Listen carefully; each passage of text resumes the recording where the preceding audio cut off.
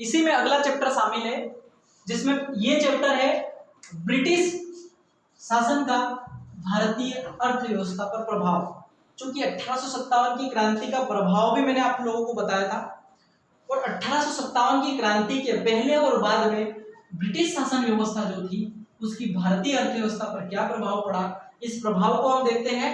और उसमें कुछ इन्होंने नीतियां लेकर आए थे, उन नीतियों के बारे में जानना जरूरी है, क्योंकि वहीं से सबसे ज्यादा क्वेश्चन आते हैं, उन नीतियों से ही सबसे ज्यादा क्वेश्चन आते हैं, जिसमें हम लोग आगे पढ़ेंगे। तो देखो, जब ब्रिटिश शासन या ब्रिटिश लोग भारत पर राज कर रहे थे, तो उस समय उन्होंने भारतीय किसान जो थे उन सभी किसानों पर अलग अलग तरह की व्यवस्थाएं लागू की थी, जिसके कारण भारतीय किसान ऋणग्रस्त हो गया था। भारतीय किसान अपनी लगान दर को चुका नहीं पा रहा था, इसलिए उसने भी अंग्रेजों के खिलाफ एक तरीके से क्या किया था, 1857 में भारतीय जो क्रांति हुई थी उसमें भाग भी लिया था, और बाद में भी कई किसान विद्रोह हुए। लेकिन हम अभी यहाँ पर ये पढ़ेंगे कि अर्थव्यवस्था पर प्रभाव क्या हुआ। तो अर्थव्यवस्था में प्रभाव वही प्रभाव जो हम लोगों ने परिणाम में पढ़े थे या 1857 क्रांति में पढ़े थे, हटके कुछ नहीं है। कि देखो यहाँ पर शब्द आया है भारतीय अर्थव्यवस्था पर प्रभाव क्या पड़ा था। तो सबसे पहला प्रभाव कि कृषि जो थी उसका वाणिज्यीकरण हो गया था, जो कि मैं आपको बता चुका हूं उसमें। लेकिन याद रखिएगा, भारतीय अर्थव्यवस्था का अलग से आंसर आता है मेंस में लिखने के लिए, तो ये 4-5 में जो पॉइंट्स है, इस पॉइंट्स के आधार पर ये आंसर लिखा जाता है। तो पहला आंसर जो इसमें पहला पॉइंट्स जो है वो आएगा कि भारतीय कृषि जो थी उसका वाणिज्यीकरण हो गया था। अर्थात अंग्रेजों के पहले जो भारत में जितने भी किसान लोग खेती करते थे वो सिर्फ अपनी जीविका चलाते थे, ज्यादा मतलब एक तरीके से कभी भी उन्होंने उसको व्यापार रूप में कभी नहीं जोड़ा था। वो मस्त 2 टाइम की फसल करते थे, 2 की नहीं होती तो 1 बार होती थी, बस खाते थे साल भर और मस्त रहते थे। लेकिन जैसे ही भारत में अंग्रेज आए उन्होंने उसको वाणिज्यिक बना दिया, अर्थात आप फसल बेच के मुनाफा कमा सकते हो, इस चीज का शौकीन बना दिया भारतीय किसानों को। और वो बनाने के साथ साथ उनसे लगान उच्च दर पर लेना स्टार्ट किया। तो उन लगान की दर अलग अलग टाइप की होती थी अलग अलग योजनाओं में। तो यहाँ से पहला फैक्ट ये याद रखना, कृषि का वाणिज्यीकरण का एक प्रभाव पड़ा था, अर्थात कृषि व्यापारिक हो गई थी। एक फैक्ट तो ये याद रखना कि अर्थव्यवस्था पर क्या प्रभाव पड़ा, तो कृषि का वाणिज्यीकरण हो गया था। दूसरा कि जब ये अर्थव्यवस्था का दूसरा फैक्ट यहाँ से आता है कि जो भारतीय उद्योग थे, जो भारतीय हस्तशिल्प उद्योग थे, उनका तो पतन हुआ, लेकिन आधुनिक उद्योग जो थे उनका विकास हुआ था, जिसमें कई बड़े बड़े उद्योगों का हम वर्णन करते हैं। क्योंकि उद्योगों का विकास भारत में इसलिए हुआ था कि अंग्रेज जब भारत में आए थे उस समय ब्रिटेन में औद्योगिक क्रांति चल रही थी, और औद्योगिक क्रांति जो चल रही थी उसका प्रयोग उन्होंने भारत में भी किया था। तो भारतीय मतलब एक नवीन उद्योगों का, ये कह सकते हैं हम आधुनिक उद्योगों का विकास जो हुआ था वो ब्रिटिश शासन व्यवस्था में भारतीय अर्थव्यवस्था का एक प्रभाव था, जिसमें हम ये कह सकते हैं कि जगह जगह पर उन्होंने जो भी चीजें उद्योगों के रूप में लगाई, वो भले माइनिंग निकालने के लिए लगाई हो, या उन्होंने एक तरीके से ये कह सकते हैं हम कि रेलवे उद्योग लगाया था। तो जितने भी जो उद्योग उस समय आए वो उद्योग, आधुनिक उद्योग का जो विकास हुआ, ये भारतीय अर्थव्यवस्था में एक सकारात्मक क्या है, प्रभाव भी है। ठीक है, भारतीय अर्थव्यवस्था में सकारात्मक प्रभाव है। कृषि का वाणिज्यीकरण भी एक तरीके से सकारात्मक प्रभाव है, लेकिन नकारात्मक प्रभाव है भारतीय हस्तशिल्प उद्योग का पतन। ये एक नकारात्मक प्रभाव इसलिए है क्योंकि हमारे भारत में जो हर घर के अंदर एक कुटीर उद्योग जो चलता था, जिसे हम हाथ से बनी हुई चीजें हर घर में क्या हो, कुटीर के रूप में, मतलब कुटीर का मतलब होता है घर के अंदर एक परिवार के सदस्य जो उद्योग चलाते हैं उसे कुटीर उद्योग कहा जाता था, और इन कुटीर उद्योगों से उनकी जीविका चला करती थी। तो इन हस्तशिल्प कुटीर उद्योगों का इन आधुनिक उद्योगों के कारण क्या होगा, पतन हुआ। इसलिए ये भारतीय अर्थव्यवस्था के लिए एक नकारात्मक प्रभाव है। तो यहाँ से याद रखिएगा कि भारतीय हस्तशिल्प जो है उसका पतन के साथ साथ कुटीर उद्योगों का भी क्या हुआ, पतन हुआ। जब हम लोग मेंस लिखने जाते हैं तो ये हम लोग हस्तशिल्प में क्या क्या आता था उस समय, जैसे मटके बनाने का एक कुटीर उद्योग था, ठीक है, जो भी चटाई वगैरह जो बनती थी वो भी एक कुटीर उद्योग के अंतर्गत आता है, ठीक है। जितने भी जो भारतीय शिल्प कला में जो चीजें यूज होती है वो सब की सब क्या है, हस्तशिल्प या कुटीर उद्योग के अंतर्गत आती थी। उसका इसलिए पतन हुआ कि जो आधुनिक उद्योगों का विकास हुआ तो ब्रिटिश लोग क्या करते थे, यहाँ से कच्चा माल ले जाकर उसको भव्य आकर्षण रूप देकर उसको आकर्षित रूप में मशीनों के द्वारा बनी हुई चीजों को भारत में बेच दिया करते थे। इसलिए वो आकर्षित दिखती थी और लोग उसके प्रति आकर्षित होते थे और इनकी अपेक्षा कहीं कहीं ना सस्ती भी हुआ करती थी, इसलिए लोग खरीद लिया करते थे। तो तीसरा फैक्ट यहाँ से याद रखिएगा कि भारतीय हस्तशिल्प और कुटीर उद्योग का पतन हुआ, जो कि एक नकारात्मक प्रभाव।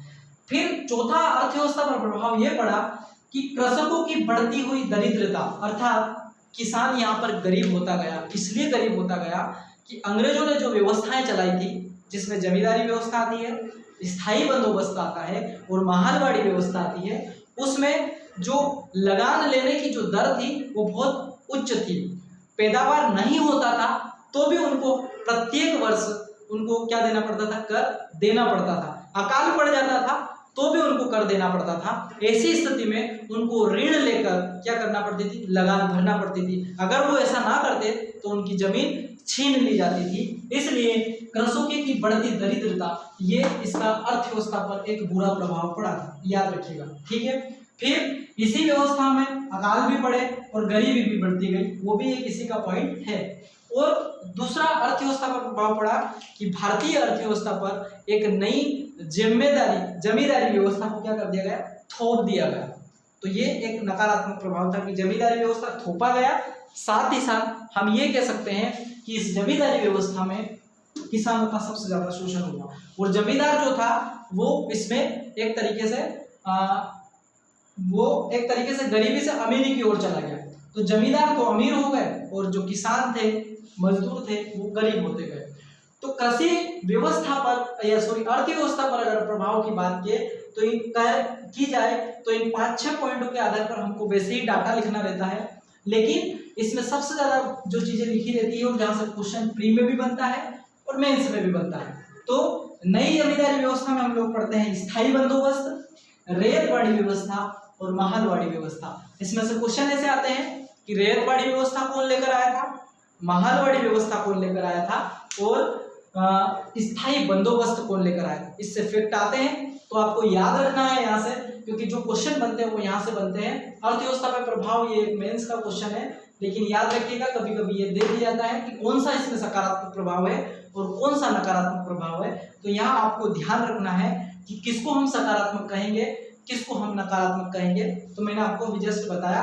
अब देखो, कुछ भू राजस्व व्यवस्थाएं चलाई। भू राजस्व का मतलब है कि भूमि का राजस्व कलेक्ट करने के लिए जो व्यवस्थाएं चलाई थी, उस व्यवस्था में सबसे पहले आता है स्थायी बंदोबस्त। और स्थायी बंदोबस्त एक ऐसी व्यवस्था है जो कृषक थे, उन कृषकों को एक तरीके से उन्होंने गरीब बनाया था। तो स्थायी बंदोबस्त, पहला फैक्ट यहाँ से याद रखना, 1793 में कॉर्नवालिस करके जो गवर्नर था बंगाल का, वो इसको लेकर आया था। कि स्थायी बंदोबस्त कौन लेकर आया था, तो कॉर्नवालिस लेकर आया था, 1793 में लेकर आया था। उस समय वो बंगाल का गवर्नर था और ये 3 स्टेटों में लेकर आए थे उस समय, बंगाल, बिहार और उड़ीसा। याद रखिएगा कहाँ आई थी ये, बंगाल, बिहार और उड़ीसा में कॉर्नवालिस 1793 में स्थायी बंदोबस्त लेकर आया था। और ये इसी स्थायी बंदोबस्त को जागीरदारी व्यवस्था, स्तंभरारी व्यवस्था, मालगुजारी व्यवस्था और 20 बेदरी व्यवस्था के नाम से भी जाना जाता है, ठीक है। कॉर्नवालिस बंगाल, बिहार और उड़ीसा में, यहाँ से क्वेश्चन ये भी बनता है कि कॉर्नवालिस ने स्थायी बंदोबस्त कहाँ लागू किया था। तो ऑप्शन में रहेगा बंगाल, बिहार, उड़ीसा या उपरोक्त में से सभी। तो याद रखिएगा बंगाल, बिहार, उड़ीसा तीनों जगह पे थी। अगर उसमें से कोई सा पॉइंट छोड़ दे तो आपको ये ध्यान रखना कि वो कहाँ पर थी। तो स्थायी बंदोबस्त को ही जागीरदारी व्यवस्था, स्तंभरारी व्यवस्था, मालगुजारी व्यवस्था और 20 बेदरी व्यवस्था के नाम से भी जानते हैं। ये टोटल भारत का जो ब्रिटिश भारत था, मतलब ब्रिटिश जहां जहां राज करते थे, वो टोटल ब्रिटिश भारत का 19% भाग पर इन्होंने ये व्यवस्था लागू की थी।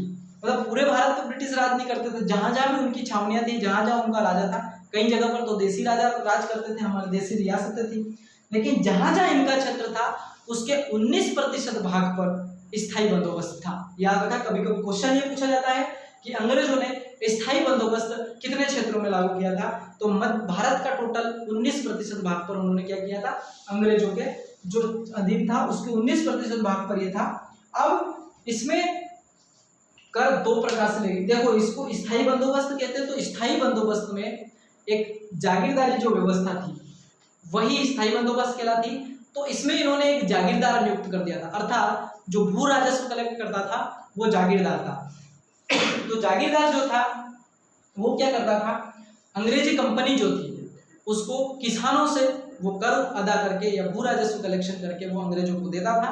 तो उसके एवज में उसको 1/10 भाग जमींदार को मिल जाता था और कंपनी को देना पड़ता था 10/11 भाग, अर्थात 90% भाग, मतलब 90% रुपीज जो थे एक तरीके से वो अंग्रेजों को देना पड़ते थे और 11% भाग एक तरीके से उनको मिल जाते थे। तो इसमें जमींदार क्या करता था, सबसे ज्यादा शोषण करते थे। शोषण इसलिए करते थे कि वो 1/10 भाग जो है उसको ज्यादा मिले। मतलब मान लो जितना ज्यादा कलेक्शन, मान लो उनको 100 रुपए मिले तो 10 रुपए मिलेंगे, लेकिन अगर वो 200 रुपए कलेक्शन करेंगे तो उनको 20 रुपए मिलेंगे।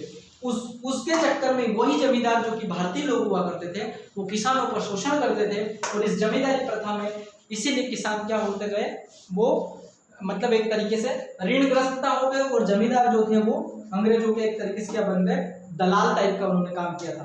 तो जमींदारी प्रथा में क्वेश्चन यहाँ से आता है कि कंपनी को कितना मिलता था, तो 10/11 भाग मिलता था, ऐसा ही आता है। और जमींदार को कितना मिलता था, तो 1/10 भाग मिलता था। एक फैक्ट यहाँ से ही आता है। तो ये है स्थायी बंदोबस्त। स्थायी बंदोबस्त से 2-3 फैक्ट आते हैं। स्थायी बंदोबस्त कॉर्नवालिस 1793 में लेकर आया था, बंगाल, बिहार, उड़ीसा में इसे लागू किया गया था। तो ब्रिटिश भारत के टोटल 19% भाग पर ये थी और इसमें जमींदार जो रहता था वो भू राजस्व कलेक्शन करता था, उसको कंपनी को 10/11 भाग देना पड़ता था और उसके पास 1/10 भाग रहता था। ठीक है, ये हो गई स्थायी बंदोबस्त। अगली व्यवस्था है रैयतवाड़ी व्यवस्था। रैयत का मतलब यहाँ पे यह है कि किसान खुद ही क्या करता था, इसमें जो रैयत का मतलब होता है खेत उसका खुद ही, वो खुद ही क्या करता था कि वही किसानों को डायरेक्ट कर देता था। अर्थात रैयतवाड़ी व्यवस्था ऐसी थी कि जो इसमें जमींदार था उस जमींदार का रोल खत्म कर दिया था, अर्थात जो दलाल रहते बीच में उस दलाल को एक तरीके से क्या कर दिया था, खत्म कर दिया था। किसानों ने ये सोचा कि हम जमींदारों को क्यों दे 1/10 भाग, तो उन्होंने क्या सोचा कि हम किसानों से डायरेक्ट कर क्यों नहीं ले, तो इन जमींदारों को हमको देना ही नहीं पड़ेगा, पूरा का पूरा ही जो कर था वो हमको मिल जाया करेगा। तो 1792 में ही थॉमस मुनरो करके एक व्यक्ति था, रीड करके भी एक व्यक्ति था, ये दोनों इस व्यवस्था को सिर्फ तमिलनाडु और 12 महल, तमिलनाडु के 12 महल नामक क्षेत्र में लेकर आए थे। तमिलनाडु के 12 महल नामक क्षेत्र पर ये लेकर आए थे, लेकिन मुख्य रूप से इसे लागू किया गया था 1820 में कर्नाटक में, याद रखिएगा। मतलब 1792 में थॉमस मुनरो और रीड ने प्रयोग किया था तमिलनाडु के 12 महल नामक जगह पर, लेकिन इसकी जो एक्चुअली शुरुआत हुई थी 1820 में कर्नाटक नामक जगह पर या कर्नाटक क्षेत्र में इसे लागू किया गया था। और इसमें रैयतवाड़ी व्यवस्था में किसानों से सीधे अंग्रेज जो थे वो कर लिया करते थे। तो इसमें लिखा है, और ये जो कर की जो राशि थी, याद रखिएगा, ये कर की राशि लगभग 33% से लेकर 55% तक थी। मतलब इतना कर अदा कर ले, जैसे मान लो कि उनको 1 क्विंटल उत्पादन हुआ तो 1 क्विंटल में से 33 किलो से लेकर 55 किलो तक का जो अनाज था वो उसी में चला जाया करता था, लगान देने के उसमें चला जाया करता था। तो इससे क्या है, किसान इतनी मेहनत करता था लेकिन उससे आधे से ज्यादा तो उसको लगान में चुकाना पड़ता था। इससे भी, और किसान अगर किसी साल अगर वो नहीं देता था तो उससे जमीन क्या कर ली जाती थी, छीन ली जाती थी। अर्थात जिस जमीन को किसान करता था वो उसकी मान ली जाती थी, और अगर वो लगान देना बंद कर देता था तो जमीन छीनकर दूसरे किसान को दे दी जाती थी। तो इसमें भी किसानों का बहुत सारा शोषण हुआ। रैयतवाड़ी प्रथा में भी राजस्व देने में अगर किसान नहीं देता था तो जमीन को बेच दी जाती थी। और ये ब्रिटिश भारत के टोटल 51% भाग पर रैयतवाड़ी व्यवस्था को क्या किया गया था, लागू की गई थी। 51% भाग पर अंग्रेजों के अधीन जो राज्य था उस समय, उसके 51% भाग पर रैयतवाड़ी व्यवस्था लागू की थी।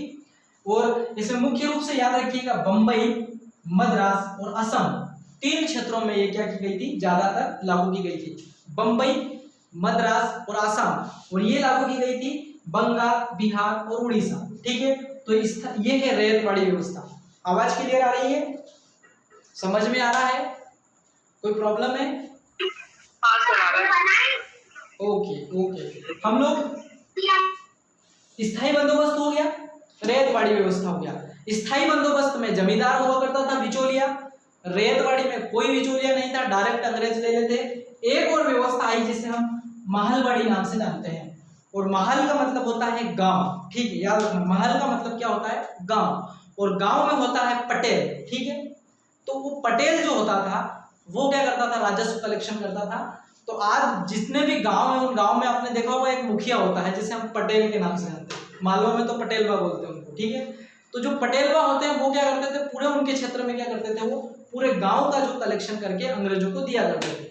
उस व्यवस्था को कहा गया महलवाड़ी व्यवस्था, और इस महलवाड़ी व्यवस्था को लेकर आए थे 1819 में हार्ट मैकेंजी करके एक व्यक्ति था अंग्रेज, वो लेकर आया था।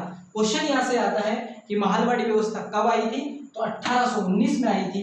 कौन लेकर आया था, तो हार्ट मैकेंजी करके अंग्रेज था, वो लेकर आया था ये। लेकिन इसको लागू कब किया गया, 1822 में इसे लागू किया गया था। देखो यहाँ 1792 में आई गई थी वो तमिलनाडु के बारे में रैयतवाड़ी, लेकिन 1820 में इसे लागू किया गया। 1819 में हार्ट मैकेंजी महलवाड़ी लेकर आया था, लेकिन उसे लागू 1822 में किया गया। और इसी व्यवस्था को मालगुजारी व्यवस्था इसको भी कहा जाता है, ठीक है, याद रखिएगा, इसी व्यवस्था को मालगुजारी व्यवस्था भी कहा जाता है। और इसमें मुखिया जो रहता था, कलेक्शन करने वाला जो व्यक्ति रहता था, वो गांव के किसी एक मुखिया को वो क्या कर देते थे, नियुक्त कर देते थे कि आपको क्या करना है, आपको कर इकट्ठा करके पूरे गांव की जमीन का हमको देना है, कंपनी को देना है कुल मिला के। क्योंकि इस समय तक क्या थी, कंपनी थी। 1857 के बाद क्या आई थी, अंग्रेजों के अधीन भारत आया था। तो महलवाड़ी व्यवस्था 1819 में हार्ट मैकेंजी लेकर आया और 1822 में इसे लागू किया गया था। इसमें भू राजस्व कलेक्शन का जो मतलब एक तरीके से जिसे नियुक्त किया गया था उसे लंबरदार कहा जाता है। मतलब जैसे हम आज पटेल कहते हैं, उसको उस जमाने में लंबरदार व्यक्ति कहा था। लंबरदार जो गांव का राजस्व कलेक्शन करके क्या करता था, वो अंग्रेजों को दे देता था। अब यहाँ से याद रखिएगा कि जो लंबरदार हुआ करता था वो क्या करता था, जो किसान राजस्व नहीं देता था उसकी जमीन लेके वो किसी दूसरे किसान को दे देता था। तो पटेल के पास पूरे जमीनों का अधिकार देता था, वो किसी को भी दे सकता था। तो ये तीन व्यवस्थाएं याद रखना, इन तीन व्यवस्था से बहुत सारे इफेक्ट बनते हैं। ये भू राजस्व व्यवस्था के अंतर्गत भी आती है। मेंस में भी अगर क्वेश्चन आए तो आप ये लिख सकते हो क्योंकि बहुत इंपॉर्टेंट है। स्थायी बंदोबस्त अलग आता है, रैयतवाड़ी व्यवस्था अलग आता है और महलवाड़ी व्यवस्था अलग आता है। तो ये था ब्रिटिश शासन का भारतीय अर्थव्यवस्था पर प्रभाव। और मेरे हिसाब से अगर ये बड़ा आंसर भी आए तो आप कुछ डाटाओं के आधार पर इसको लिख सकते हो। कभी क्वेश्चन ऐसा भी आ जाता है मेंस में कि ब्रिटिश कालीन भू राजस्व व्यवस्था को समझाइए, तो इन तीनों को हमको समझाना रहता है पृष्ठभूमि बनाकर, ठीक है। तो ये आज की क्लास हम यहीं पर समाप्त करते हैं। सुबह जो डेली की जो क्लास है वो मॉर्निंग में ही रहेगी। अब चूंकि मॉर्निंग में थोड़ी सी दिक्कत आ गई थी इसलिए हम लोगों ने वो क्लास मॉर्निंग में नहीं की थी।